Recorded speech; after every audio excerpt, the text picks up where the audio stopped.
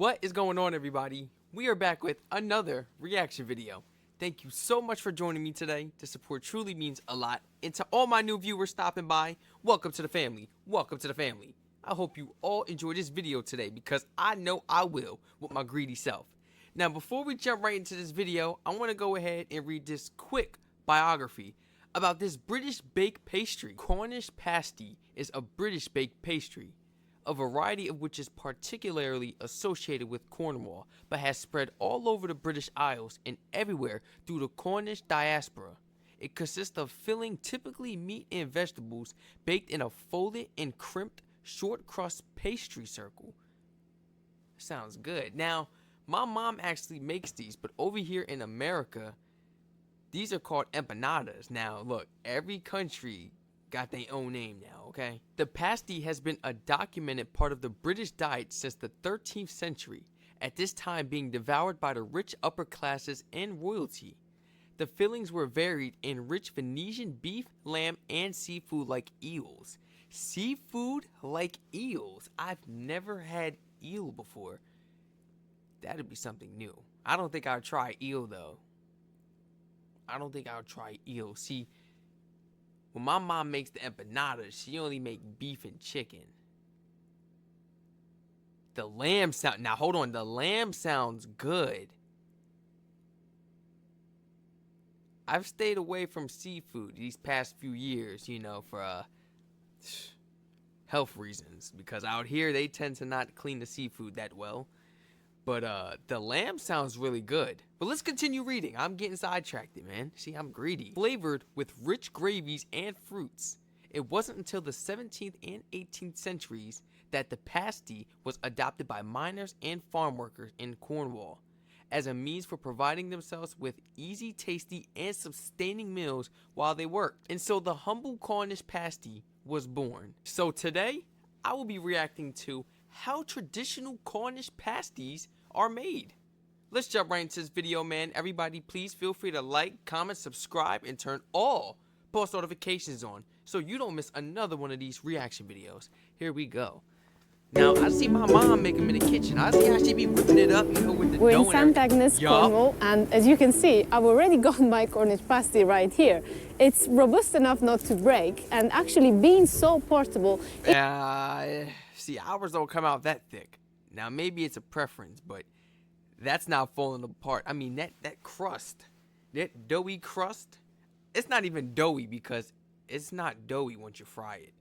But that crust on the outside layer is real thick compared to how ours are over here. Should I say our empanadas? Much different. My head is stuck on that lamb. Is the reason why pasties are so beloved here in Cornwall. It was because miners would take them down the mine with them to have for lunch.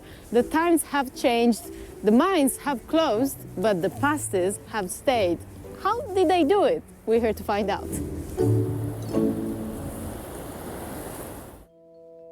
The key to keeping a pasty together when it's filled to the brim is all about the pastry itself. This type of pastry is neither puff nor short crust. It's called rough crust. Made with flour, lard, butter, salt, and water, rough crust is kind of the best of both worlds. This pastry has a slight flakiness to it, which makes it more flexible than short crust. But since the butter and the dough are mixed together and not laminated, there aren't as many delicate layers as in a puff pastry. But don't worry, I didn't say we wouldn't get any layers at all. Some will still be there. This is because fresh dough is folded over with leftover pastry from the day before to create some air. So you see there how the pastry's getting thinner, and we'll go back and forward until we get the right thickness. Which is about this one? Yes, for the pasty rounds themselves. So you create the folds in the pastry to create some air in the process to give that rough puff texture. We don't want to go to a full puff pastry because it wouldn't hold the contents very well, but just to make the pastry a bit lighter than a short crust pastry, because that will break. Which can feel very hard. Yeah. I mean, is that like a custom tool that you have? I will not tell you the code to the safe where this goes, because without this we can't make pasties. This is a 7.5-inch pasty ring. Okay. This is a medium pasty. And what, you got it like handmade, just custom made? Yes, for, yes. For you. And this is the large pasty ring. That's a 9-inch pasty ring. Okay. Yeah. Okay. See, I got a little easier. Maybe I should tell my mom to buy one of these tools. Or maybe she just has fun, you know, doing it from scratch. I'm like, how you get it to a perfect circle without using any utensils or dough tools? That's not even a word. Forget I even said that. Dough tools.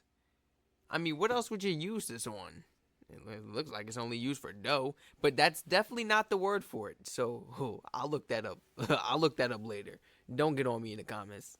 It looks like a tool you will use in an Olympic sport. What's It, that it, it sport? could, yes, it could, yes, it could be curling, couldn't it? Curling, Yeah. curling. Is it sharp? Not particularly. We have had this one sharpened recently. The person who sharpens this is somebody you trust. Yes, Because yes. you have to give this away. Yes, so yes, that's right. He has to sign for it. Our robust but flaky rough crust is ready to mate with its other half, the filling. We use a very scientific measuring device called a cup.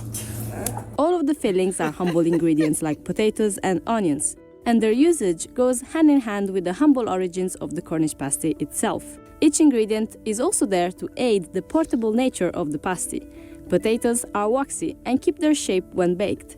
Swede, or turnip in Cornish, adds sweetness. I'm told using carrots is sacrilege. Onions and seasoning add flavor, and beef and butter provide the juices to create a nice gravy, as they say around here. At St. Agnes Bakery, they use a cut of beef called rump skirt. Rump skirt is the quality end of the skirt part of the animal. There's only a few kilograms per carcass. It's about twice the cost of the ordinary skirt, but what you get is a much more luxurious product. Okay. It's a lot. So that's what I'm hearing. Cha-ching, cha-ching. I don't care how you put it, man. I'm hearing the cha-ching. This is going to be a little pricey, ain't it? This is going to be a little pricey. It's worth it, though. If you putting that lamb in it, oh, I'm stuck on that lamb. Leaner, it's a lot juicier, it's less gristly. And earlier you did mention the M word. We do not use mincemeat. That mincemeat, that have people who've not got out of the building alive for using the M word. Bye, I'm leaving now. You may have noticed that ingredients are all added raw. This is a rule when making Cornish pasty. Why? Because they will cook all together in their own juices when the pasty is baked. And since the rough crust will hold them tight, nothing will get out until you give a bite. It's almost time to close the pasties, and there is a specific technique to do it. It's called crimping. Each crimper seals the edges of the pasty by pinching it at... Yeah, like when the dough is laid out flat and you see all the ingredients, you know, laid out on top of it and bunched on top of each other, it looks like that dough is not going to fold over and close. Like, it looks like it's too much ingredients, you know, too much meat. But hey, that dough stretches. Like, I forgot, man, it's dough. Of course it's going to stretch. My grandma and my aunt used to be in the kitchen when I was... at one side. Tradition calls for 20 crimps. Each crimper's style is different. Though, right? Each crimper's different. And when we cook in the pastries, you can sort of tell, oh, that's a Jenny crimp, that's a Rebecca's crimp. Yeah. And also there's a difference between the right and left-handed people. Look at that. Because the right-handed people end up crimping on the left. The left-handed people end on the right. Oh, okay. Yeah. So you're right-handed. Yes, yes. Yeah. And they all have a different style for ending the pasties too. That's where I come in. No crimping experience whatsoever, only walking in knowing that I'm right-handed. What's my style going to be? Take the ends. Both ends. Yeah. Oh, that's loaded. God, there's a lot of stuff It's in. okay. And then Just try and close it. close the other end, yeah. Okay. Oh God, it's falling off the side. It's okay. Just hold it up. Pull it over, Yeah. and then you keep pulling it over as you go along. Okay. God. All right. So like that. Yes. Yeah. That looks nice, actually. It's better than mine. Oh. Who would have said? And then you just keep going. Oh yeah, that's not and pulling looking it that over. as nice. Okay. You're not saying anything, so it means I'm not doing it right. No, it's fine. Oh. It's just we do it that way, and you're kind of doing it backwards. Really? Okay. Because we stand like this. There you That's go. it. Oh, okay. I mean, I always start off well, and then I kind of just get lost along the way. It's alright. So he has different personalities. I'm gonna pose with my honorable creation. that looks good. That So looks why good. do you do a side crimp then? So the original Cornish pasty, like back in the, well, many years ago, when the Hundreds of miners years were ago. working the mines, Yeah. was half sweet, Oh. maybe jam, and half veg. Oh, that's interesting. So yeah. they used to take them down the mines with them, and because the hands were dirty, they would hold this They to hold the eat crimp. pasty, Yeah. and then leave Oh. that bit. Nice and crimped, the pasties are finished with a glaze of oatmeal. Okay, so that's why that's there.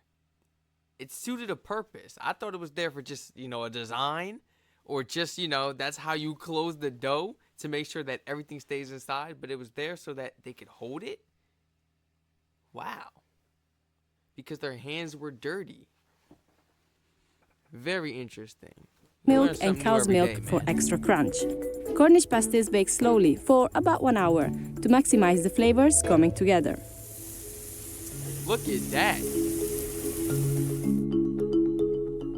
The bakery's been here since 1907, and there's actually 2 mine shafts directly under the bakery building itself. Oh, really? Wow. So it's not.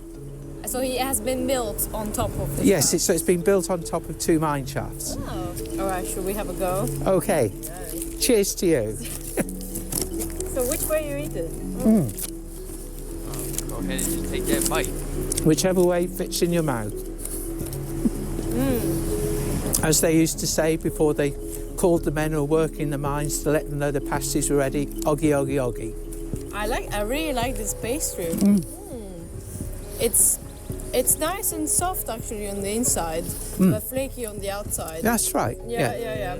Nice little hint of pepper there. The meat is very good. Yeah, that definitely doesn't taste like the end board. See, ours come out a little smaller.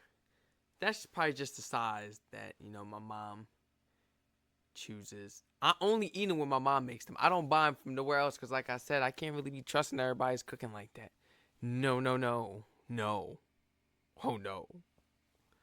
You might have food poisoning the next day. It's happened too many times. So, no thank you.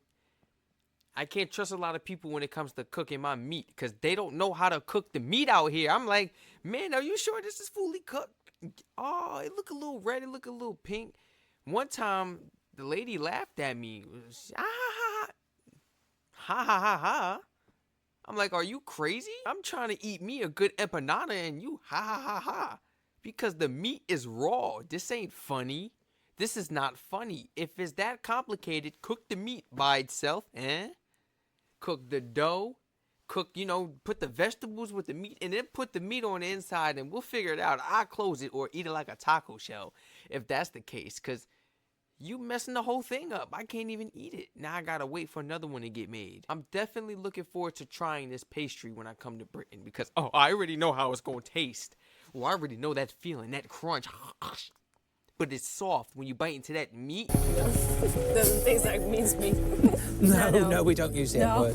How long would you wait to eat them? Personally, I prefer a pasty that's been out of the oven for about 45 minutes. Yeah? They'll stay warm for ages, and I like it so there's just a bit of warmth coming through, not too hot. You get all the flavour and the depth of the flavour then.